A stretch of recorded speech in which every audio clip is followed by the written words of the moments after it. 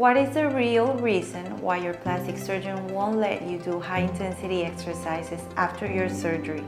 Recovery after surgery has many aspects, and some of them are giving your tissues and your wounds the best possible environment to heal. So first thing, after surgery, it is ideal for you to walk as much as you want and as much as your body permits you, and that way we can reduce the risk of complications such as blood clotting. So walking is never prohibited. Your plastic surgeon will never ask you to stay laying down in bed after a surgery. With that said, there are some restrictions regarding the type of exercises you can do after surgery. If you have a breast surgery, a liposuction, a tummy tuck, what we want to avoid is for there to be friction between the tissues that will increase the production of liquid, and also at an earlier period increase the risk of bleeding after surgery, hematoma, and the need to do a re-intervention to drain those liquids and that hematoma.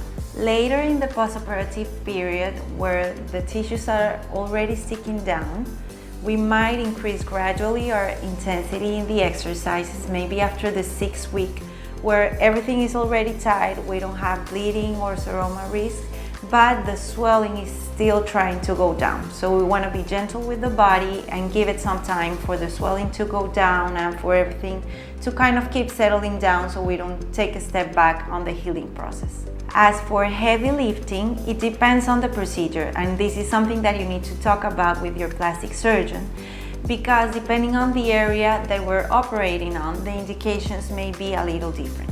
In general, the ideal timing for you to start introducing some weight to your routine may be after the 2nd month, when we know that the swelling is starting to go down, we know that any complications, any wound healing issues are taken care of, and now you can start gradually increasing the intensity, increasing the weight, and just continue with your life and going back to what it was before surgery. Recovery is an essential part of any surgery. So if you have a friend who had surgery and can't wait to go back to their exercise routine, share this with them.